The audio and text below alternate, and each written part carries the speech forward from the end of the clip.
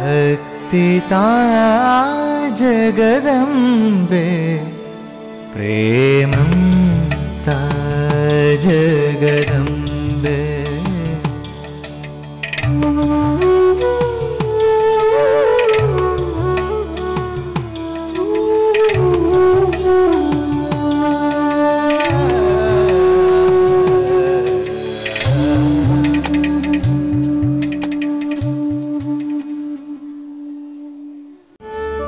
പ്രേമസ്വരൂപികളും ആത്മസ്വരൂപികളായിരിക്കുന്ന എല്ലാവർക്കും നമസ്കാരം.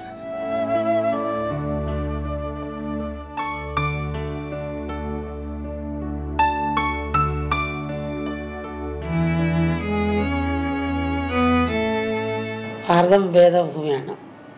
വേദവേദാന്തങ്ങളും ഷഡ്ദർശങ്ങളും 18 പുരാണങ്ങളും ഉപപുരാണങ്ങളും രാമായണവും പഞ്ചമവേദമായ മഹാഭാരതവും ഭഗവത്ഗീതയും ലോകത്തിന് നൽകിയ നാടാണിത്. മന്ദദൃഷ്ടാക്കളായ ഋഷിവര്യന്മാർ ലോകത്തിന് നൽകിയ അറിവിൻ്റെ മഹാസമുദ്രമാണ് ഈ മഹത് ഗ്രന്ഥങ്ങൾ. ഋഷിയുടെ ഘോര തപസ്സിൻ്റെയും സമദർശനത്തിൻ്റെയും ത്യാഗത്തിൻ്റെയും നിസ്വാർത്ഥതയുടെയും അന്തശക്തിയും പൗത്രതയും ഈ ഗ്രന്ഥങ്ങളിൽ സ്പന്ദിക്കുന്നത്. ലോകോപകാരം മാത്രം ലക്ഷ്യമാക്കി പ്രവർത്തിച്ച ആ മഹാപുരുഷന്മാരും അവർ കാട്ടിത്തന്ന സനാതനമായ ആധ്യാത്മികതയുമാണ് ഭാരതത്തിൻ്റെ യഥാർത്ഥ സമ്പത്ത്. കാലദേശങ്ങളെ അതിക്രമിച്ച കൃതിയാണ് രാമായണം. രാമായണം ഇതിഹാസമാണ്. ഈ ഭൂമിയിൽ ജീവിച്ചിരുന്ന മഹാപുരുഷന്മാരുടെ ജീവിതത്തെ അടിസ്ഥാനമാക്കി ധാർമ്മികതയും മൂല്യങ്ങളും സമൂഹത്തിൽ പ്രചരിപ്പിക്കുന്ന കൃതിയാണ് ഇതിഹാസം. രാജ്യങ്ങളുടെയും വൻകരകളുടെയും അതിർത്തികൾ കടന്ന് ലോകത്തിൽ പ്രചരിച്ചതാണ് രാമൻ്റെ മഹത്തായ ചരിത്രം. കുട്ടികളിലും സമൂഹത്തിലും ധാർമ്മിക മൂല്യങ്ങൾ പ്രചരിപ്പിക്കാൻ ഏറ്റവും പറ്റിയതാണ് രാമായണം. പണ്ട് മുത്തശ്ശിമാർ കുടുംബത്തിലുണ്ടായ കാലത്ത് അവർ രാമായണം, മഹാഭാരതം, ഭാഗവതം എന്നീ ഗ്രന്ഥങ്ങളിലെ കഥകളും ഗുണപാഠങ്ങളും കുട്ടിക്ക് പറഞ്ഞു കൊടുക്കുമായിരുന്നു. അത് കുട്ടിയുടെ ഭാവജീവിതത്തിലും സ്വഭാവ രൂപീകരണത്തിലും വലിയ സ്വാധീനം ചെലുത്തി. അത്തരം കുടുംബാന്തരീക്ഷവും സംസ്കാരവും നമുക്ക് നഷ്ടമായിക്കൊണ്ടേയിരിക്കുന്നു. ഇന്നത്തെ കാലഘട്ടം മൊബൈലിൻ്റെയും ഇൻ്റർനെറ്റിൻ്റെയും കാലമാണ്. മുത്തശ്ശി കഥകളും പുരാണങ്ങളും ഒക്കെ നമ്മൾ മറന്നിരിക്കുന്നു. അതിൻ്റെ ദോഷം സമൂഹത്തിൽ കാണാനുമുണ്ട്. ഇപ്പം ഇവരുമ്പം ഒരു കഥ ഓർക്കുകയാണ്.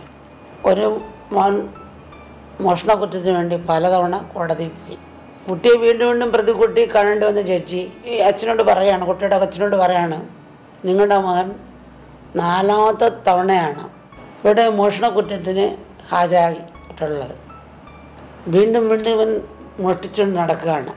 ഇനിയെങ്കിലും നിങ്ങൾ ഒന്നുകൂടെ ശ്രദ്ധിച്ച് അവന് വേണ്ട ഉപദേശം കൊടുത്തുകൂടെ? അപ്പോൾ കുട്ടിയുടെ അച്ഛൻ ജഡ്ജിയോട് പറയുകയാണ്, ഞാൻ അവന് കൃത്യമായിട്ടുള്ള ഉപദേശം തന്നെയാണ് കൊടുക്കുന്നത്, പക്ഷേ അവന് സാമർഥ്യമില്ല. അതുകൊണ്ട് അവൻ വീണ്ടും വീണ്ടും പിടിക്കപ്പെടുകയാണ്. ഇങ്ങനെയുള്ളൊരു മാതൃകയാണ് തലമുറയ്ക്ക് കിട്ടിക്കൊണ്ടിരിക്കുന്നത്. അപ്പം അച്ഛനമ്മമാർ മോഷ്ടിക്കുന്നില്ലായിരിക്കാം, അവർക്ക് നല്ല മാതൃക നമുക്ക് കാണിച്ചു കൊടുക്കാൻ അച്ഛനമ്മമാർക്ക് സമയമില്ല. അവർക്ക് ജോലിക്ക് പോകണം, കൂടുതൽ സമയം ഇരിക്കേണ്ടി വരുന്നു. കാരണം ഇപ്പോൾ 8 സോഫ്റ്റ്വെയറൊക്കെ ജോലി ചെയ്യുന്നവർ 50 സമയം ഇരിക്കേണ്ടി വരുന്നു. ഇപ്പോൾ രാത്രി ജോലി ചെയ്യേണ്ടി വരുന്നു, പകലപ്പോൾ ഉറങ്ങേണ്ടി വരുന്നു. ഇതൊക്കെ ഉണ്ട്. കുഞ്ഞുങ്ങൾക്ക് നമ്മൾ എങ്ങനെയെങ്കിലും ഒരു മാതൃകയാകാൻ കാണിച്ചു കൊടുക്കണം. പണ്ട് ഒത്തിരി കുട്ടികൾ വീട്ടിലുണ്ടാകുന്ന സമയത്ത് സഹോദരങ്ങളെ നോക്കുമായിരുന്നു. ഇപ്പോൾ അത്ര കുട്ടികൾ വീട്ടിലില്ല, 1-2 കുട്ടികളുള്ളൂ. അപ്പോൾ ഈ കുട്ടി കരയുമ്പോൾ ഫോണിൻ്റെ എടുത്ത് വെച്ച് കൊടുക്കും. അപ്പോൾ അതിൽ നോക്കിയിരിക്കുകയാണ്, അതിലേക്ക് മാത്രമായി ശ്രദ്ധ. അപ്പോൾ ആ ഫോൺ തിരിച്ചൊന്ന് മേടിച്ചു കഴിഞ്ഞാൽ കുട്ടി കൊച്ചു പിള്ളേർ തൊട്ട് വയലനായിട്ട് കരയുക, കൈക്കിട്ട് നോക്കി എറിയുക. കുഞ്ഞുങ്ങൾ, സംസാരിക്കാൻ പഠിക്കാത്ത കുഞ്ഞുങ്ങൾ പോലും അത്ര കൂടെ ആയില്ല, അതിന് മുമ്പ് തന്നെ വയലൻ്റായിട്ട് ഉദിക്കുന്നു.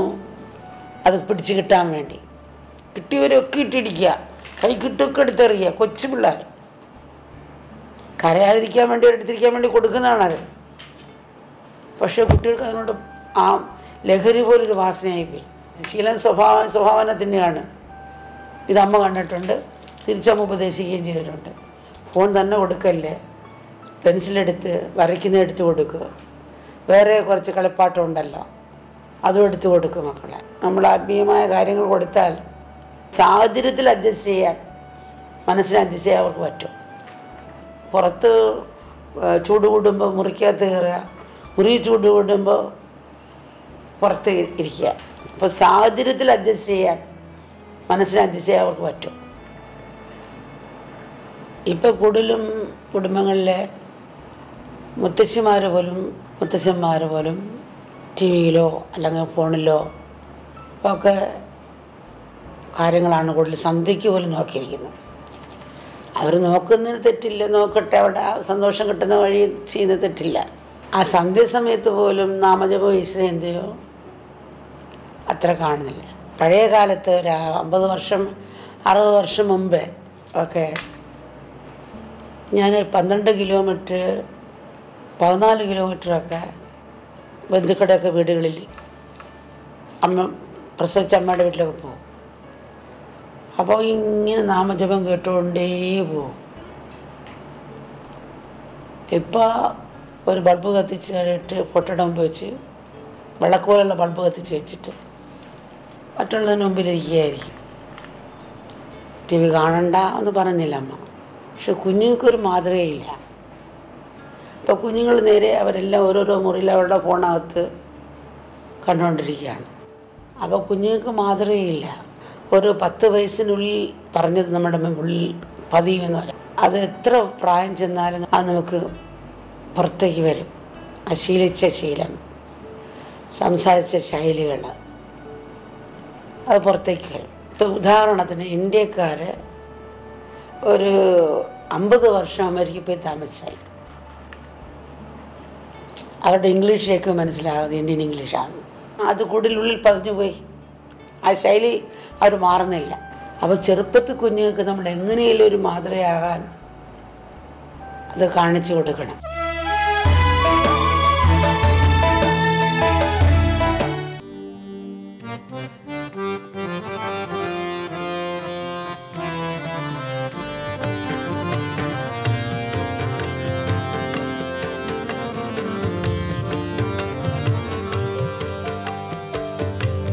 ഉന്മയെ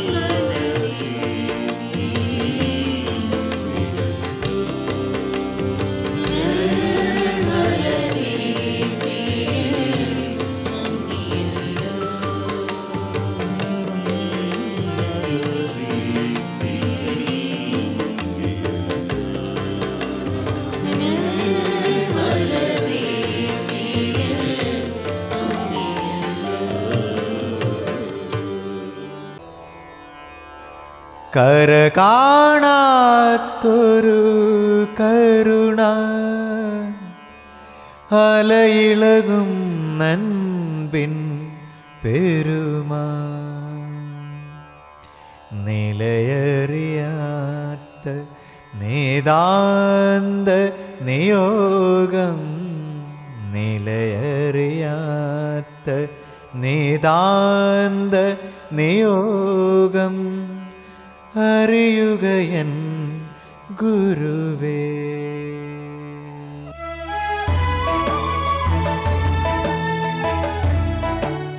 There are only two states of being as far as a human being is concerned. Two states of being. One is fear and the other is love. All negativities, including depression, jealousy, anger, hatred, are all offshoots of fear.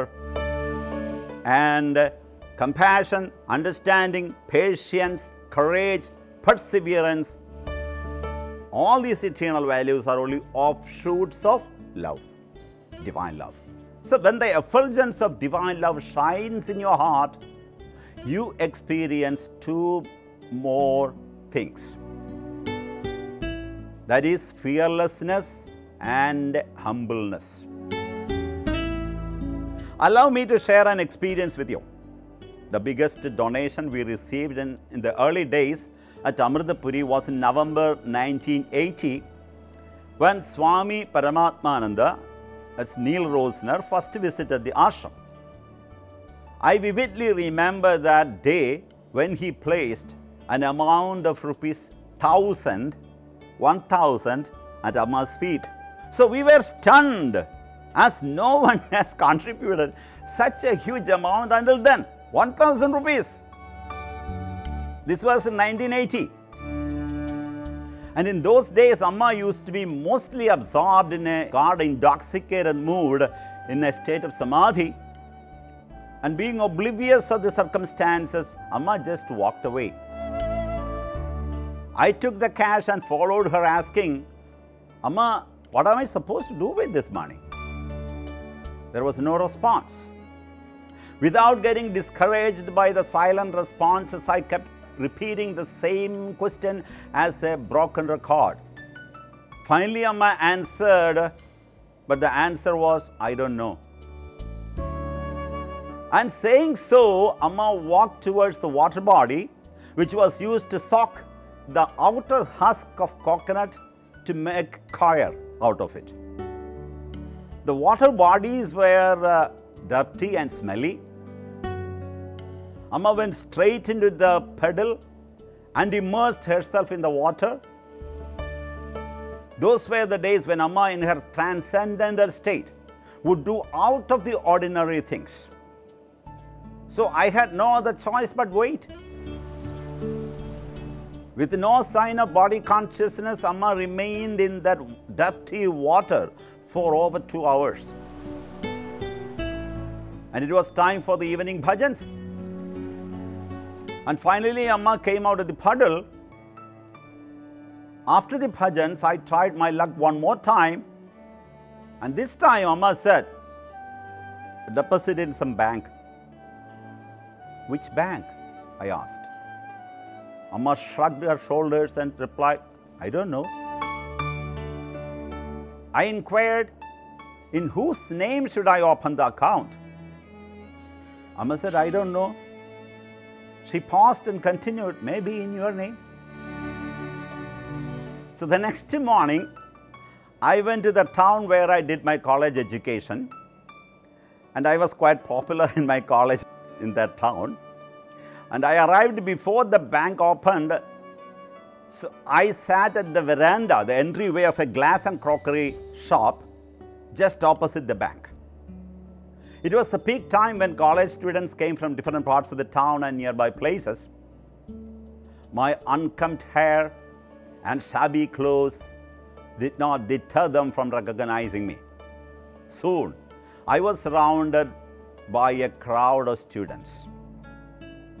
They began shooting questions to me such as, what happened to you? Why do you look like this? Are you okay? Do you need any help? So on and so forth.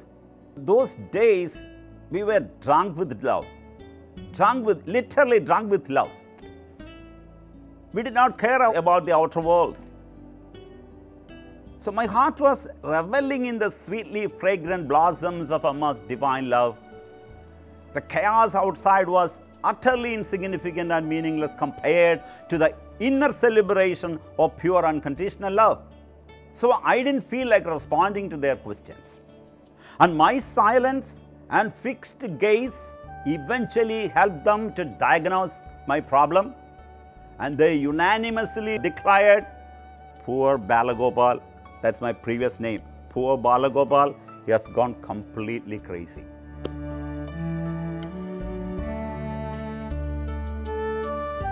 The story did not end there. There was a group of notorious bullies, in fact ruffians, in that town, and when the students left, they took over. Needless to say, their questioning was wild and woolly. They were ill-mannered to the core. Their words were threatening and their language obscene. They even caught hold of my collar as if to slap me. However, I was calm, because I was not out there, I was inside. I was in love, 100% love. So I was calm, fearless, and did not move an inch from where I was sitting. When they finally got tired, I smiled at them and asked, "Done with me?" They didn't respond, but were apprehensive of my strange behavior. Probably my fearlessness might have evoked some degree of fear in them. It happens. It happens. If you are fearless, it happens. We don't have to do anything. The fearlessness, love, will take care of everything, the outside circumstance. So now, when I look back, I know the reason for my fearlessness and calm state of mind at that time. It was love. It was love which automatically leads you to self-surrender, because the outside situation is not in your control anyways. Of course, you can work hard. So I still have that bank account book as a reminder of the old but evergreen days. The front page of the account book reads, name Balagopal, Catholic Syrian Bank, Mavelikara, and then account number.